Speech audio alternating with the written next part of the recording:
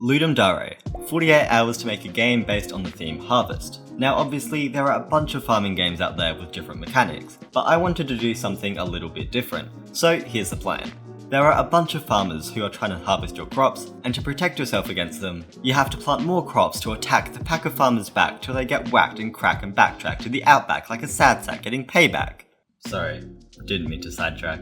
So the first thing I did was draw these really derpy looking farmer dudes and made them walk across the ground, but they looked really boring because they didn't have any sort of animation. So what I did is I anchored their sprite to the bottom of the game object and modified the wire scale.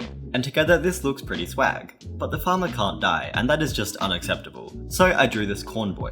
Then look at this then. Can't imagine a more beautiful thing. I slapped the corn into the game and made him fire corn kernels at the oncoming farmer, and when the farmer loses all of its health, it dies. Nice. Definitely not ripping off any other popular games. Next, I had to work on a system which made the player able to select the crop they wanted to plant and where to plant it. Originally, I thought of having a money mechanic where you could buy different crops for different prices, sort of like Plants vs Zombies, but very loosely. But after some more thinking, I realised that this was a bit too complex, it wouldn't be as fun, and my corn kernel sized brain wouldn't be able to keep up. So instead, I had the corn kind of move in on a conveyor belt, and this was great, except it wasn't, because there was no way to place these onto the grid. Unity 3D, my game engine of choice, has a lot of UI features like text, scroll bars, and buttons, and I decided to use these buttons as an overlay on the grass. You can't see them because they're invisible, but it made it really easy to indicate where I clicked and where the corn should go, and it didn't take too long to get this all working. Except it did take a long time and I wanted to give up. Next up, I wrote a simple script to spawn the farmers infinitely to create a bit of a game loop, and also gave them the ability to damage the crops when they get too close. Like the farmers, the crops have a health value that gets subtracted from every time they're attacked, and when it reaches 0, they're dead. Don't judge me, but this did take most of the day. I was exhausted after this. It was pretty much a whole day of coding and using Unity UI, so I was feeling very done. But I still had a bit of energy left, so I rolled my way into FL Studio and made some rather funky tunes.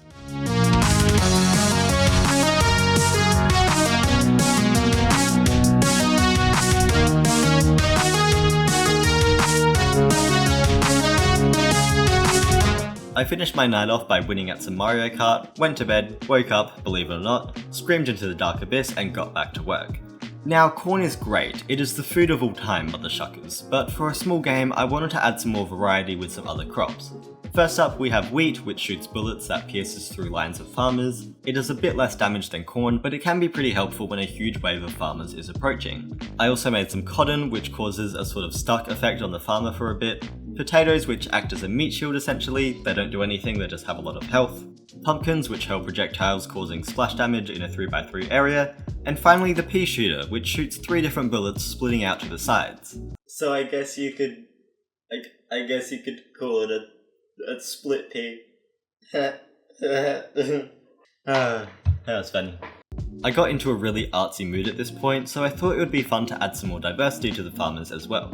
I realised that I didn't have enough time to change up the actual movement or game mechanics to create new enemies, so instead I drew some hats to make each farmer just a little bit different. I drew some basic farmer hats, a top hat because yes, a cone hat for some reason, I'm not sure what this could possibly be referencing, and also a bloody great true blue Aussie hat right from down under mate, dead set bonza. These hats added some great variety to the game, but as you can see we have an abnormal quantity of corn, and that's because there's no script to actually generate the new crops that I made earlier. So I spent some time writing up this code and balancing it so you'd feel like you have enough crops to defend yourself, but not too many that it becomes super easy. I also tried to find a good balance between different types of crops. For example, corn and wheat are more common, whereas pumpkins and peas won't appear as frequently. The game was pretty much done, but there's no menu or anything like that, so that's what I started working on next.